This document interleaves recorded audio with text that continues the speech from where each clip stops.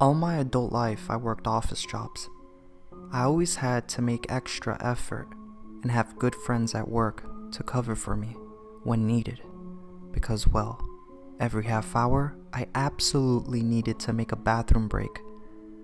I start to shiver, get cold sweats, and I just can't concentrate anymore. My entire body hurts. It's awful. When I was in school, I had to go through the embarrassment to show all my teachers an overactive bladder syndrome medical certificate so I could leave class whenever I needed without having to ask for permission.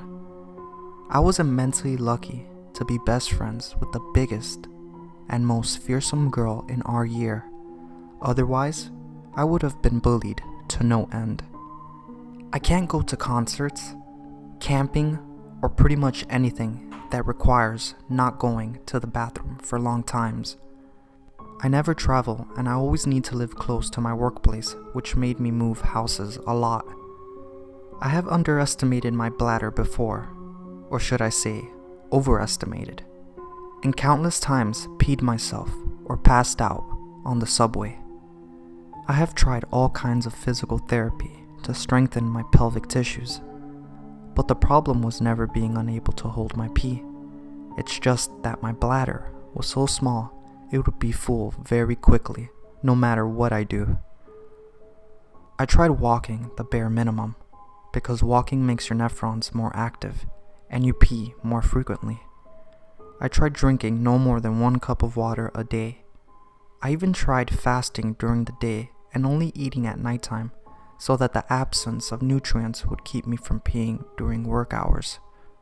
Nothing worked. Nothing ever works. I have a very tiny bladder. I was recently admitted to a new job. Despite my problem, I'm smart, hardworking, and type really fast. I could tell the interviewer was impressed with me. In my first week, everything went fine. My supervisor was a 50-something balding man with a pleasant demeanor. He never screamed to anyone, just reminded people of their deadlines with a gentle tone. He made people want to be efficient, to please him, like a very nice uncle you never want to disappoint. It was my best job yet. He was very understanding about my condition and even said that this is none of his business since it doesn't keep me from doing my job properly. But, unfortunately, my supervisor had a sudden stroke. Apparently, he was a workaholic and didn't catch a break in 18 years. He was at the hospital, and the company made him withdraw. We all thought the second in command, a stern but polite woman in her 40s, would take over.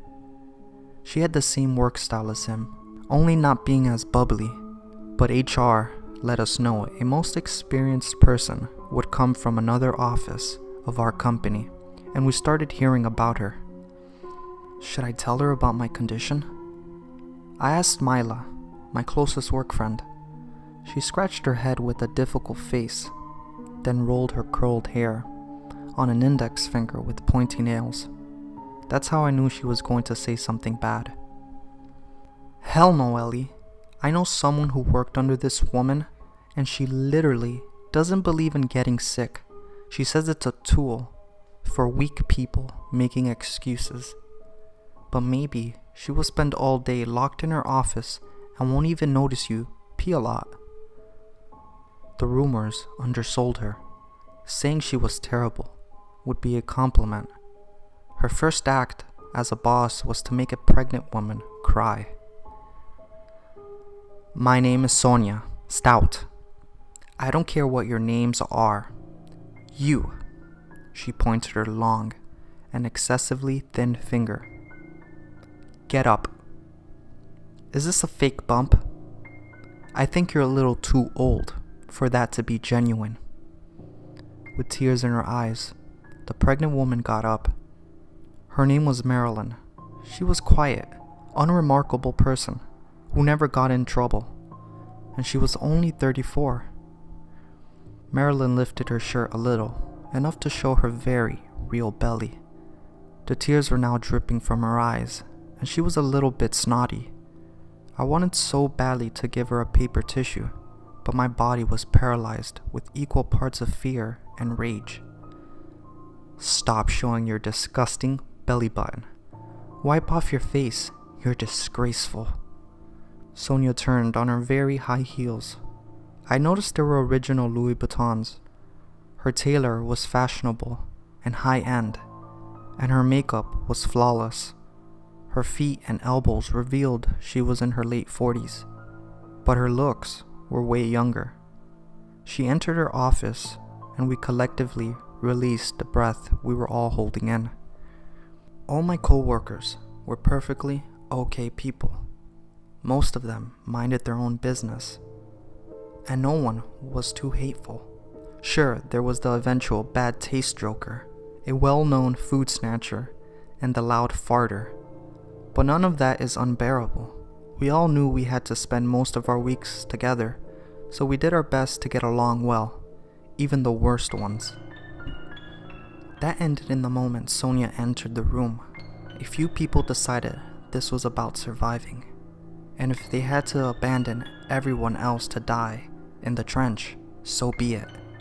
I knew some people in the office whose true calling was to be yes men, but our former supervisor couldn't stand bagpipers.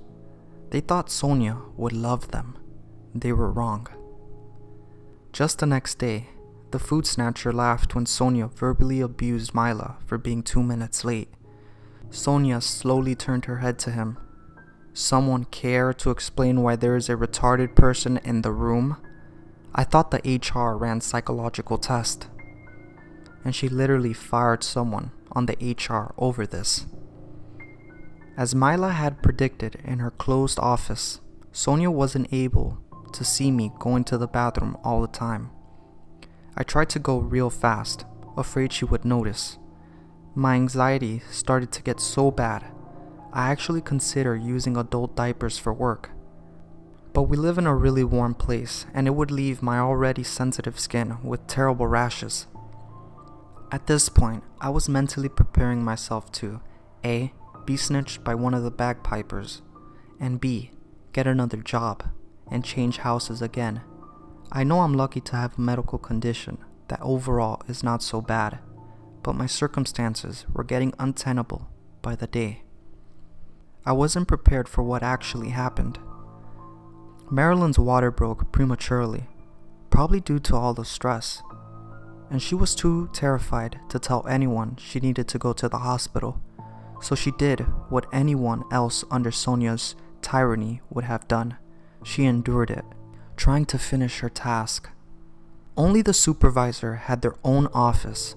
Everyone else works together in a large space divided in semi-cubicles. There's no door. The wall behind your chair is simply non-existent, so we couldn't see Marilyn squirming in pain along the day, but we saw when she fell from her chair, grabbing her belly. "Fuck," Mila screamed. "I can see the baby's head poking through her vagina." A few people puked while I called an ambulance. I wasn't eating that day to avoid going too much to the bathroom, so I had nothing to regurgitate. On the next day, when I arrived, Sonia was sitting on Mila's desk. After a few minutes, everyone else was there, except for Mila and Marilyn. Sonia got up. "Attention. Due to yesterday's incident, I will be sitting here and monitoring your work. The Calving, what's her face, made a lot of mistakes. I want to make sure none of you will embarrass this company like her." I didn't have the guts to get up and pee that day. I held it until my whole body trembled, then pissed myself, repeatedly. I didn't even care about the smell, and no one seemed to notice. The next day, I started using adult diapers. Things only got worse. Mila never went back to work. I texted her a lot until her mother replied, telling me Mila was admitted to a psychiatric ward, and I should never text again because my existence would remind her daughter of this hellhole. A few days after Marilyn's incident, her family called to let us know her baby ended up dying.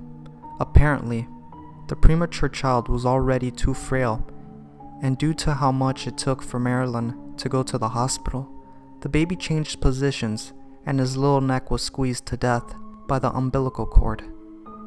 The mood was terrible, but it didn't stop Sonia from being a total bitch. She didn't allow us to visit poor Marilyn during work hours, so I just secretly sent her flowers to the hospital. After she was released and went home, she took her life jumping from an apartment window. The rashes caused by the diapers were terrible. I only ate and drank the bare minimum. I was already somewhat in my ideal weight, so I started to look old and bony, like the skin was trying to leave my tired face. Everyone was allowed a 15-minute lunch break. Nobody could talk, and Sonia constantly told us we were doing everything wrong, while we were doing exactly what we had been doing under our former supervisor, and he never complained or asked us to change anything. There was no particular incident that made me decide I had enough. After what happened to Mila, Marilyn, and my awful rashes, I started to build courage inside me to quit. I really needed the money, but I'd rather go back to my mother's little house in the middle of nowhere than to submit to this woman ever again. So I did an act of courage. I got up to pee when I needed to. The first time I went, Sonia only raised her head and watched me go. I didn't even try to go too fast. I hadn't peed in my own pace outside my house for months. The second time, she stared and didn't stop until I was back in my desk. The third time I got up, she spoke in a volume high enough for everyone to hear. "You, sit back." I turned my back. "Excuse me?" "Sit back. Nobody needs to go to the bathroom that much." Still standing, I told her my work was completely organized and up to date, and even if she didn't believe in medical disorders, they existed. It's not my damn problem if you have diarrhea or snort cocaine, Vanessa, Sonia replied coldly, and I noticed all eyes were on us. The few that still had the nerve to lick her boots chuckled. They seemed to think it was particularly funny that she said a random name that sounds nothing like my actual name, Ellie. I don't. I have an overreactive bladder, but I don't let it affect my work. "Oh, so that's why you were using those disgusting diapers," she grinned. I was ashamed beyond words to find out she knew. I thought you had a messy abortion or something. "How can you not know you're awful and make everyone miserable?" I snapped. "It's your fault that Marilyn and her baby died, and Mila went crazy. We're underproductive. Guess what? Sonia, it's because no one is motivated to work under your ridiculous conditions." "Well, then why don't you take your tiny bladder, go back to the shithole you probably were born in, and marry one of your toothless cousins?" People nervously laughed. My face was painted red, and against my will, a few tears started to escape from my ducts to my eyes. It really hit home. I was really born to a family of very simple, even ignorant people, and worked from a very young age to become a sophisticated and successful woman. I still wasn't none, but I was proud as fuck to be who I was, and I knew I was on the right path to my goal until she came along. My vision was all blurred from the tears I was trying to hold. A lot of people were openly laughing at me. I really needed to pee. My body was already trembling and sweating from holding it. My hand went to my table almost on its own and grabbed something. The best second of my life was seeing the look of surprise on Sonia's face, followed by the realization that it was too late. I was already over her, and I was stronger and angrier. I hit her left eye with my very sharp letter opener, and the squishy, song of her eyeball exploding in blood and goo were a very delightful symphony for my ears. I was both out of my mind and in my biggest moment of clarity. Publicly shaming me was really just a shit cherry on top of the shit cake she made everyone in this office go through. Her hands were halfway to my throat, but her eye must have hurt more than she expected, because she instinctively tried to protect the other. So I stabbed her hand until it was out of the way. Then her face, but not her good eye. I wanted her to see it. She started to scream for help, but no one moved. She cursed and floundered, but it was pointless. I had the upper hand and easily knocked her to the ground, pinning both her arms and legs. I was so relaxed that I let myself pee all over her. I lost count of how many times I stabbed her with the letter opener. The gushing sound always pleasant. Sometimes I would say what each hit was for. For Mila, for Marilyn, for her poor family. Sonia was still alive, but barely, so I knew it was time for the most important thing. I ripped open her abdomen and shoved my hand inside the wound. She screamed more than ever. If my biology knowledge was still on point, it would be easy to find what I was looking for. I scuffled my hand a little. I bet she went crazy from the pain, and I hope she did. My bloody hand emerged from her guts with the unmistakable organ I was looking for. Her bladder. "Look, Sonia, your bladder is huge," I said, with my first genuine smile in months. "Guess you won't need it anymore, huh?" I thought I was going to get fired and arrested, but turns out that, besides all the employees' complaints against her, she was also robbing the company. They just had found out, and well, I took care of dirty business for them. A few minutes after I took her bladder, when the office was still completely silent with a shocked joy, one of the big wigs showed up, and he offered me a promotion. So yeah, I'm supervisor now, and my office is pretty cool.